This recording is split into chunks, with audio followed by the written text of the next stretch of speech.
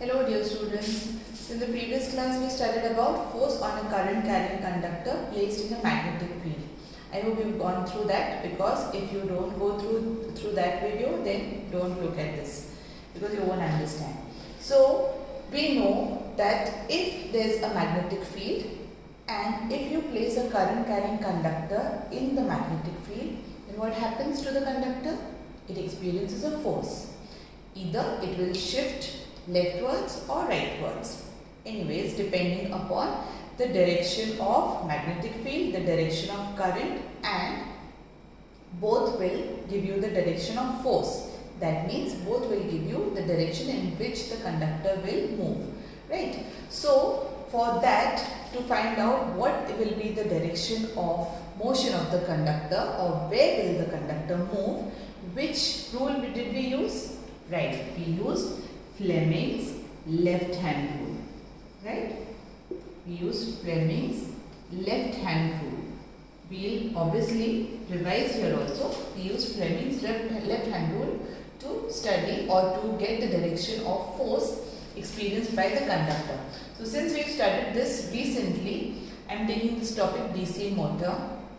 In your textbooks, DC motor is after studying electromagnetic induction. So that doesn't matter. We have to study everything. So we'll go in sequence, because since we studied force on a current carrying conductor, and that is the working principle of DC motor. Now, why are we studying DC motor in this chapter, magnetic effects of electric current? Because the DC motor works because of the magnetic effect of electric current. That is, when you have a magnet, magnet creates a magnetic field. Like for example, you place a horseshoe magnet. Okay. Now this magnet will create a magnetic field from north to south, a uniform magnetic field. Here, if you place a current carrying conductor like this, if you place a current carrying conductor, then this conductor will shift. It will experience a force either downwards or upwards, leftwards or rightwards, depending upon these two directions. Okay. So what happens with this? Because of this, we get wonders in our life. Everywhere we see DC motors around us. Do you know? Where do we find DC motors? In your mixer grinders, there's a DC motor. In your washing machine, there's a DC motor. Then in your vehicles, there's a DC motor. Then in your all the electronic equipments which you see around, in your fan, in your cooler, there's a DC motor.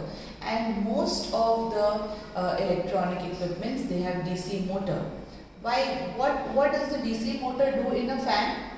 In a fan, what happens when you switch on the current? What happens? The fan rotates. The blades of the fan rotate. So what is happening over there? Because the fan rotates, what do you get? You get air, right?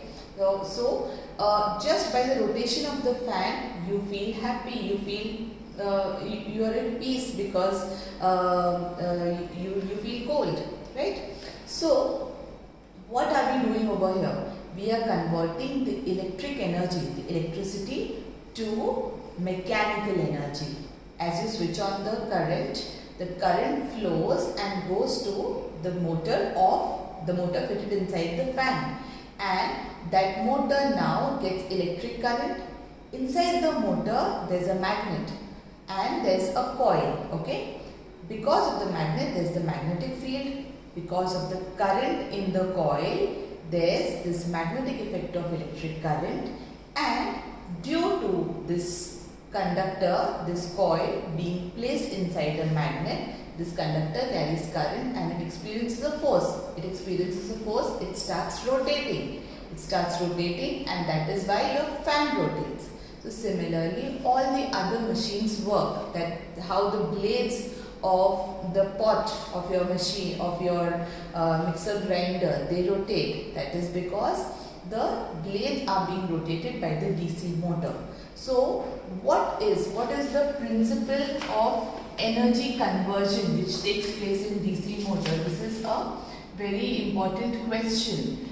What energy conversion is taking place in DC motor? Which energy conversion? Electric energy is being converted into mechanical energy. What is happening? Electrical energy is being converted into mechanical energy. So like if you have a battery like this, all of you have seen batteries, positive and negative terminal. To the positive and negative terminals, there are two wires, okay? They go to the two terminals. What kind of DC motor you have seen? Those small DC motors, if you take out from like cars, toy cars also you must have seen, they have small DC motors inside, right? So the DC motor looks like a cylinder, okay? And the DC motors in the coolers, the DC motors in the fans are a little bigger.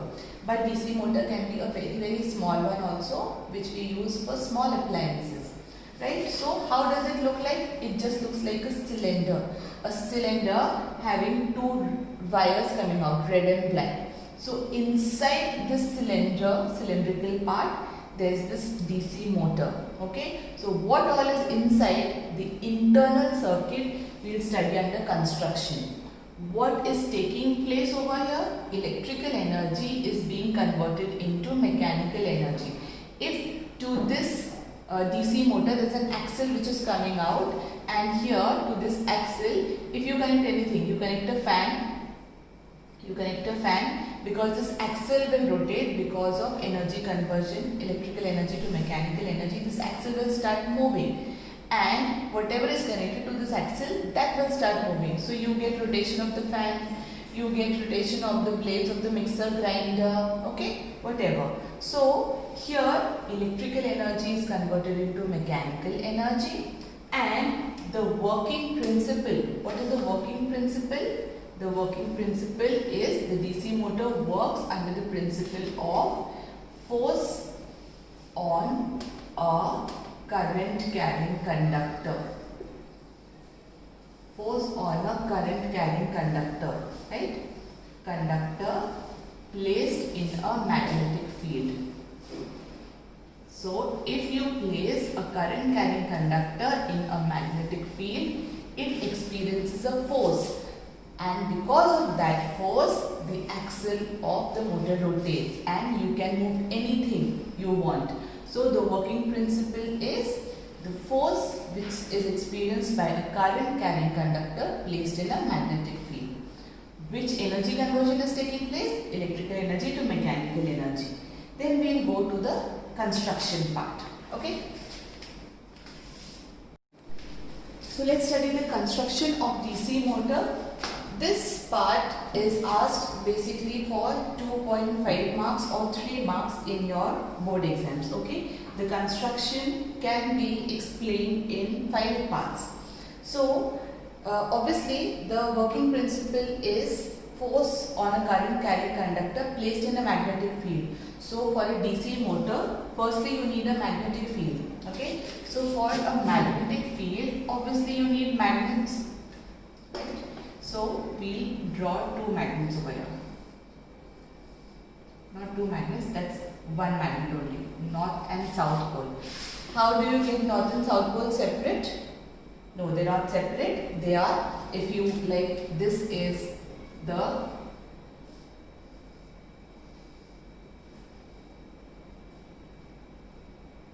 horseshoe magnet. Okay, you can imagine this is the horseshoe magnet, and this is the North pole, this is the South pole.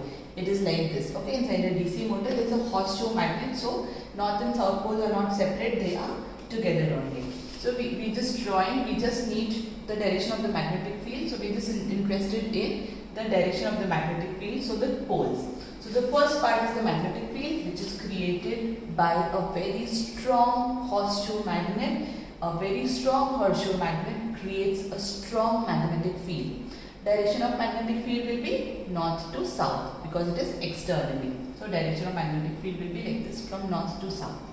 The second is the armature coil. Armature coil for force on a current carrying conductor. We need a conductor. So how do we make a conductor?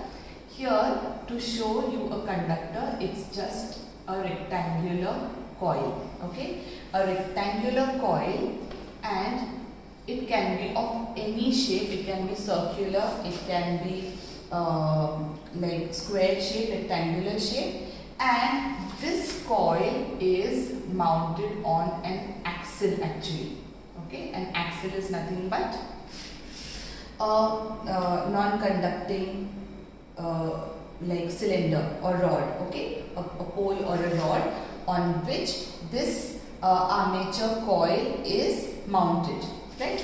So here there is an armature coil. Why do you call it an armature coil? Firstly, it's made out of a good conductor, copper, aluminum, iron, which will be acting as a good conductor, which can carry current.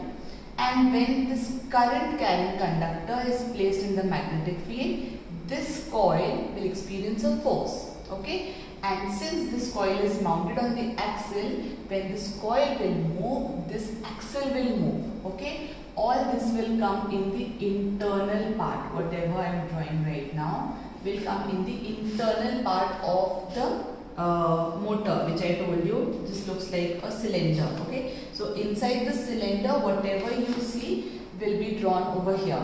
Magnetic field created by strong magnets, armature coil to carry current, this axle on which the armature coil is mounted. Then this armature coil is connected to two split rings. What it is connected to? Two split rings. Okay, what is a split ring? It's named split ring as C1 and C2. What is a split ring? A split ring is nothing but a ring split into two parts. For example, you have a bangle. Okay, you take a bangle, metallic bangle, you split it into two parts. When you split it into two parts, what you will get? You will get two splits of the ring. So that's a split ring. Okay, so that's also made out of a good conductor. So C1 and C2 are the two parts of this split ring. This is also mounted on your axle only. Okay, so when these split rings will move, this axle is connected. This split rings are mounted on the axle. When the axle will move along with the armature coil, these split rings will also move. So remember, split rings are movable in DC motor. Also in generator, they are movable. Okay, so here the split rings are C1 and C2. C1 and C2 split rings are connected to the armature coil. We can name the armature coil as A, B, C, D. Okay, why do we want the naming? Because we'll see, when we'll see the construction, we'll see the direction of current, and for all those things we want the different parts to be clear. So this part is the internal part. One more thing, here you have brushes. Okay, carbon brushes. Let's name them B1 and B2. The carbon brushes are like your toothbrush. You've seen toothbrushes? So that toothbrush which has bristles, with that will be made out of carbon. Okay, and carbon brushes are mounted over here. These are fixed carbon brushes. So those bristles from both the sides of the brushes, these bristles will touch the split rings. Okay, the split rings will move, but the carbon brushes will be stationary. They don't move. Carbon brushes are stationary, remember. Okay, and the split rings are movable. They move with the armature coil. Okay, so B1 and B2 will be constant, stationary. C1 and C2 will keep moving. Then these brushes B1 and B2 are connected to the external circuit, that is the battery. Okay, and this completes the construction of the DC motor. We have the magnetic field created by strong magnets, north and south, armature coil, that is a good conductor coil placed between the magnetic field, mounted on an axle. Then on the axle we have two split rings which are attached to the axle. Like for example, this is the axle. Here half of the ring will be this side, half of the ring will be this side, and this your armature coil will also be connected through this split this axle, right? Okay, and then carbon brushes are connected to the battery external circuit. The carbon brushes are stationary and they remain stable, stationary. They don't move with the with your axle. Okay, they don't move. B1 and B2 are stationary, and here you have a battery of potential V volt. Here, so this all this part which is in the dotted line will be inside your cylinder.